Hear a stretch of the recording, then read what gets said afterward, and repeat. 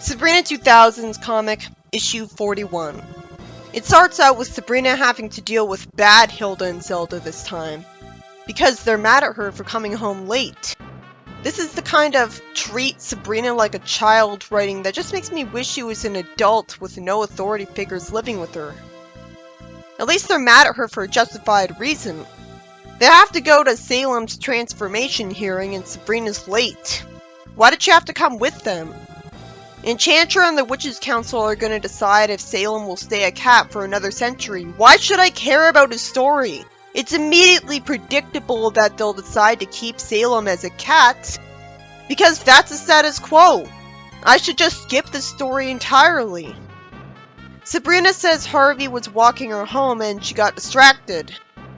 An Enchantress uses magic to see what's taking them so long, and sees Sabrina's family wasting time nagging her to not let her mortal side be a distraction and be serious about witch business. This never would have happened if these people who were supposedly mad at Sabrina for being late instantly went to Enchantress as soon as she showed up at home, instead of keeping her waiting some more just to bitch her out for a while. That's supposed to be why the entire plot happened? Sabrina gets told not to see Harvey so often. I wish Hilda said this instead, so it'd be a callback to the good 70s comic, instead of seeming out of character. She says she didn't ask to be a part of this family, and wishes she wasn't sometimes. Considering how much trouble being part of a witch family causes her, no wonder she said this. Enchantress decides to grant her wish and have Sabrina out of her hair for good. So she warps her out of the house, and Zelda treats her like a stranger and pushes her out of the house. What's needlessly cruel and sadistic is that Enchantress doesn't rewrite Sabrina's memories and give her a new, loving mortal family. Granted, this gives her the chance to undo her wish, but still, she doesn't have to make her suffer here. Is this only to punish her for making her wait for 15 minutes? Sabrina cries and a squirrel talks to her, knowing that she's a witch because she's levitating a park bench, which she somehow did by accident because she was so upset, even though she'd have to visualize it to make it happen. The squirrel used to be a witch too and says he's just passing through the town. She tells the squirrel everything and he tells her what happened, so she gets told to go to the Witches' Council and get this reversed. She could have impressed me by figuring out Enchantress did this on her own instead of having her conveniently meet a man who got turned into an animal who'd explain things to her. Go figure, Salem gets told he has to stay a cat for another 100 years. Sabrina shows up here with a squirrel, which Enchantress immediately remembers the name of just from hearing his voice. Somehow. She was turned into a squirrel for beating Enchantress on the Miss Other Realm pageant. The squirrel calls out Enchantress and gets her to admit what she did. If it was that easy, Sabrina could have been written to call her out and get her to admit this herself. But at least the squirrel is a girl, so I can't say it's sexist. It is more interesting that the squirrel is in the story. The squirrel, who's called Sandy, which has to be an intentional reference to SpongeBob, tells Enchantress to check her witch's rulebook, which says that witches who grant a wish must also grant 2 more. That wouldn't be made a rule. That's an arbitrary deus ex machina. You'd think Sabrina, who's an omnipotent witch, would be able to reverse the spell by herself, immediately. Throughout the entire franchise, Sabrina's shown the ability to brainwash people. I guess it's also a matter of Enchantress rewrote history. So they end up remembering her and Hilda apologizes to her. Sabrina's asked for another wish. Gee, I wonder if she won't decide to make Salem human. Instead, she has Sandy get turned into a witch, even though Salem reminded Sabrina about the whole reason they're here. And she just said she'd put family first from now on. But to be fair, Salem was turned into a cat because he tried to take over the world. Sabrina's only ever known Salem as her pet cat, so why would she be comfortable with him becoming a human from now on? Also, if she turned him into a human warlock, there'd be the risk that he'd just do something to get turned into a cat again. Meanwhile, if she gets Sandy turned back to normal, there's no way she'd get turned into an animal again as long as she stays clear of Enchantress.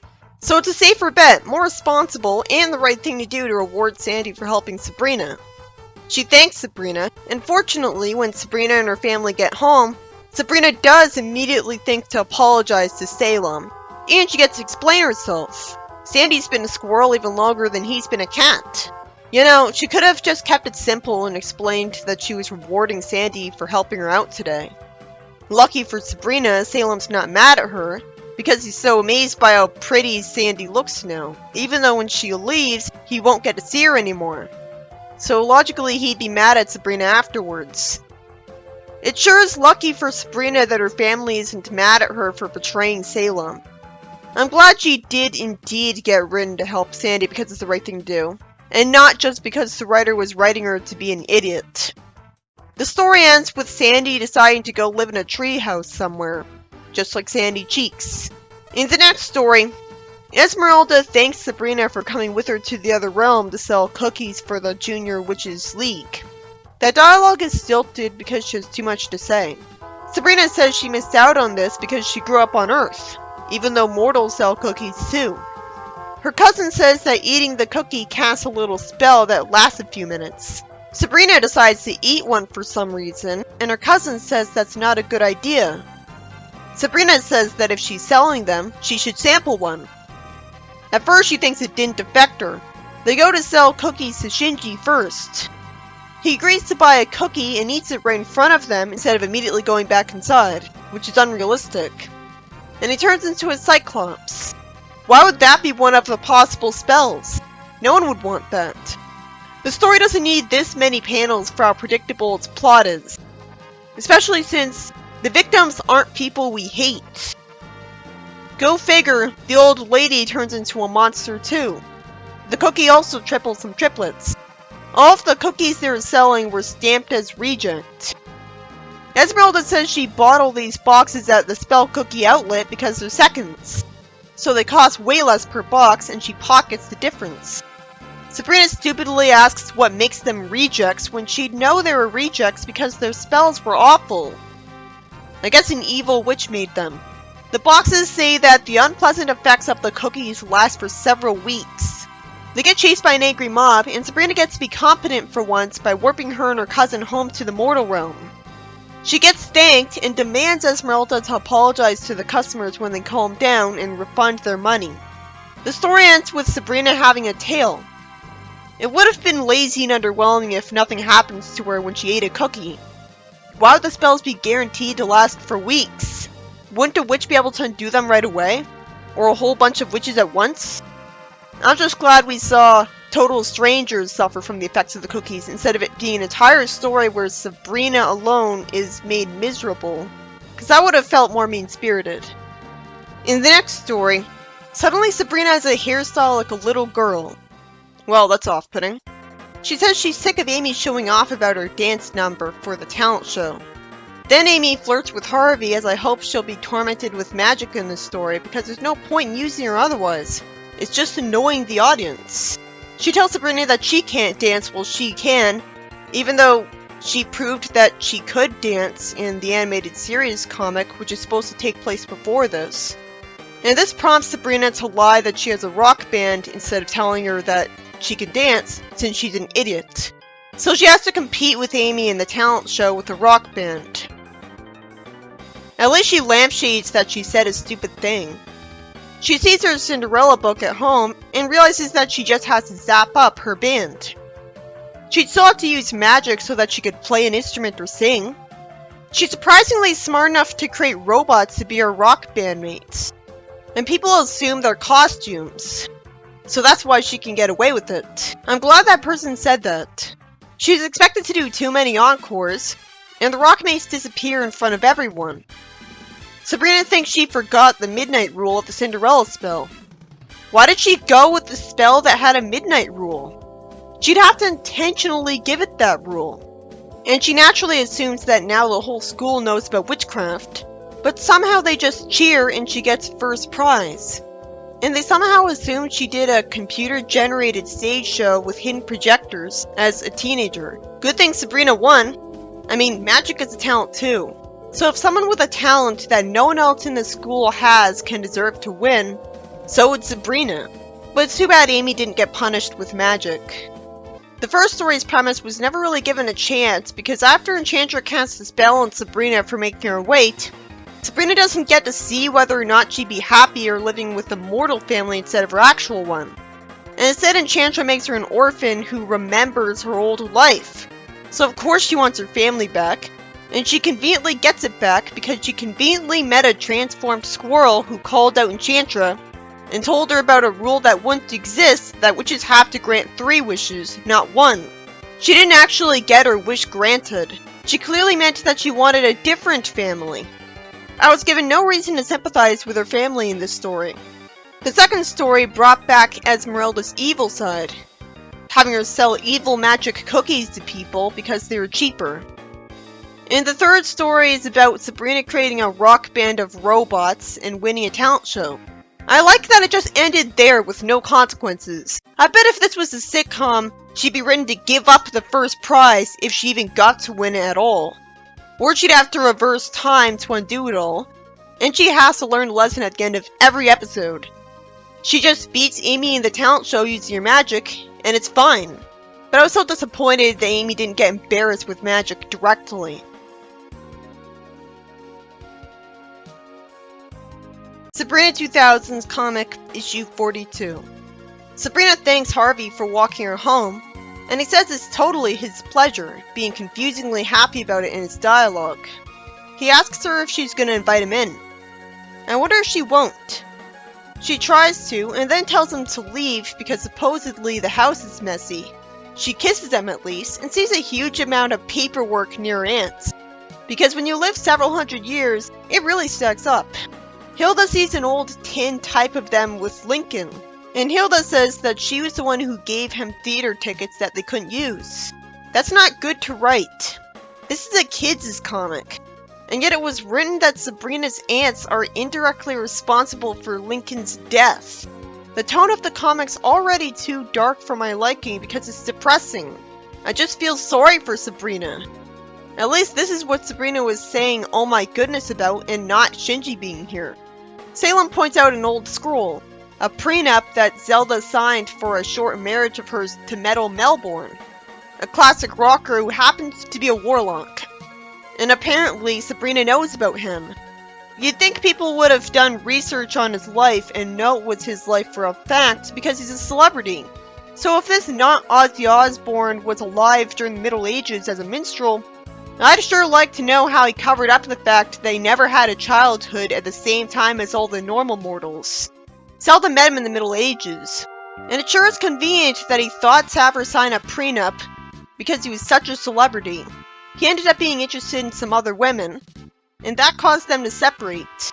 And out of complete nowhere, Zelda thinks he might still love her, when she hated him before. Salem hates the music he plays now, and go figure, there's a special little clause in the scroll that's going to inconvenience Zelda. Because we were told about the scroll, so of course it's going to start a plot.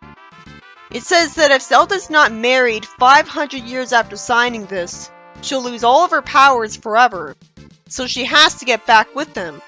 She says she'd rather go powerless. She warps him to her to call him out. Meanwhile, he's thanked for performing on someone's show, and when he gets warped away, she just assumes it's a cool special effect, probably assuming it was done with holograms or projectors. He gets warped to Zelda, and he somehow immediately recognizes her.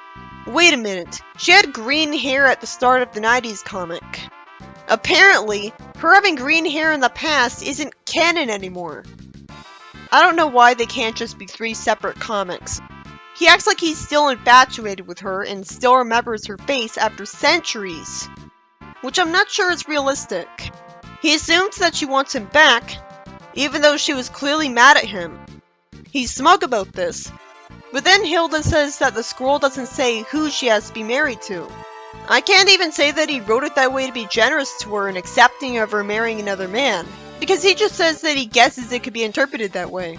Zelda's told she has a year to figure out who else she could marry. Can't she get around this by conjuring up a man or brainwashing a man into marrying her? He doesn't even have to be kept around afterwards. It sounds harsh, but she could send him somewhere nice. At least the story's engaging and good. I'm not furious at it. Metal zaps up his band to try to serenade Zelda. Hilda says he's making a racket, Of course, because they're playing electrical guitars right in front of her. The doorbell rings, and Harvey says he had her algebra notebook by mistake and wanted to return it. Then he sees Melbourne, and at first, he lies that Zelda's his old lady. He must have been doing this to embarrass her, or at least trick her into admitting that she's his ex-wife, which she does. Hilda pushes Harvey out the door. Metal says he'd be more likely to win Zelda back if it was like the old days, and warps her back to the Middle Ages.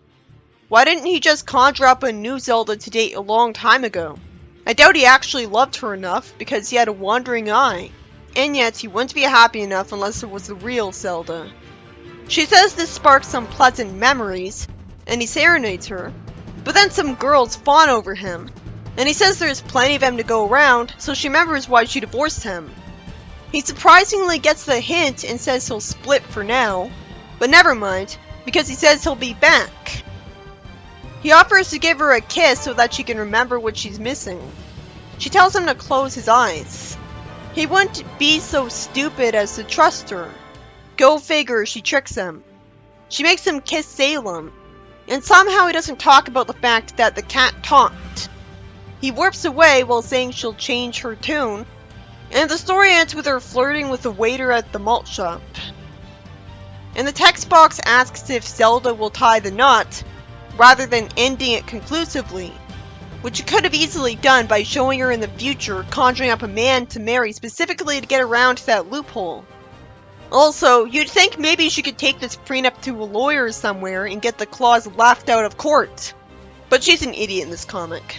In the next story, Salem's coughing up a hairball, and says he has some medicine for this. So Zelda says she'll get it, but then gets distracted by a phone call, because she's seeing Sabrina's history teacher out of nowhere. At least show us how they met and got together. She gets invited to watch a video about history with him, and in her distracted state, she gives Salem something magical instead. And Zelda tells Hilda and Sabrina to go watch a movie to give her some privacy because she's only got a few months to get a husband. You don't need to remind us. Salem says he's not going out until his cough clears up and will hang out upstairs. Zelda says Harold should love her new souffle, and Salem's coughing caused it to get ruined. And also summons clothing to Zelda that Harold appreciates because it's old. He disappoints her with microwave popcorn, and because of Salem's coughing, the microwave sends out too much popcorn. Why would someone ever make a magic potion that would cause her coughing to cause random magical side effects in your house? How would magic even decide what exactly to do? The flood of popcorn sends her jumping into his arms. And he just says her microwave's really effective. Instead of freaking out about obvious magic, he asks her where the bathroom is. And Salem summons a night costume to himself and falls down the stairs into Harold, which knocks him out. Zelda would be able to reverse this with magic right away. Zelda figures out what's been going on and gives Salem the real medicine. Harold wakes up on the couch with Zelda in normal clothes and says that the last thing he remembers, he was coming over to watch a video. And she says a little aspirin should clear up that headache, but no, the story ends with her giving him invisibility pills instead. In the next story, a piece of paper warps to Sabrina and she's told she won Teen Witch of the Month. Her essay on being a teen witch in the mortal world was great. When did she write such an essay? Some witches warped to her with pink hair. I guess it makes sense that witches would have weird hair colors if Zelda had green hair, but it'd still feel less out of place if they had green hair instead of just reminding me of anime. Instead of being like every other part of the franchise before this. They came here to interview Sabrina, and one of them as a photographer. They want to show their readers what it's like being a witch in the mortal world. Why is my time being wasted with Sabrina telling me stuff I already know about her background? None of it matters. She had to leave her mom on her 16th birthday to begin her magical training. No, she didn't. This is just making up a new continuity, ignoring the first issue of the 90s comic entirely. What is the point of retconning elements of the sitcom into the comic if it's not going to have Zelda be a brilliant science teacher? Which was usually the only thing I liked about her personality. Wouldn't these people interviewing her already know everything she's telling them?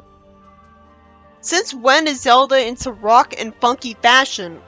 Why is Sabrina even saying funky? Since when is Zelda way into nature?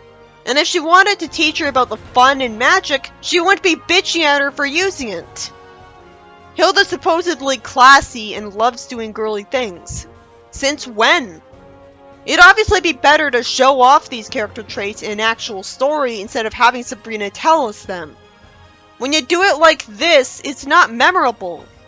Salem wastes a lot of my time too asking for a photo of himself and gets zapped away. This story's worthless trash. There's nothing to say about it and has no right to exist. I'm supposed to believe Sabrina's aunts have taught her that hexing only gets her into trouble. I never saw that even once. In fact, I've seen Zelda do hexing in the 90s comic, giving Amy some car trouble. The story ends with her being taken pictures of with a lot of different outfits on. Most of the stories in this issue are actually good. The first story reveals that Zelda's ex-fiance put a clause in his prenup with her that if she's not married in 500 years, she has to marry or lose her powers. But somehow he was too stupid to have it specify that she has to marry him. And why 500 years? Wouldn't people know Melbourne's a witch because he'd be famous and they'd do research on him and find out he wasn't a kid when he should have been? The second story is about Zelda giving a potion to Salem instead of hairball medicine that inexplicably was designed to make random magical events happen during a date whenever he coughs. How would magic decide what to make happen? That story is confusing but engaging. I always wanted to know what would happen next, and I'm glad it didn't end with her date breaking up with her from the magic happening. And the third story is worthless trash, where Sabrina recaps to some interviewers after winning Teen Witch of the Year because of an essay on growing up on Earth. All it does is try to retcon the comic, so I don't care about any of its continuity. It's just telling us character traits about her aunts that don't exist.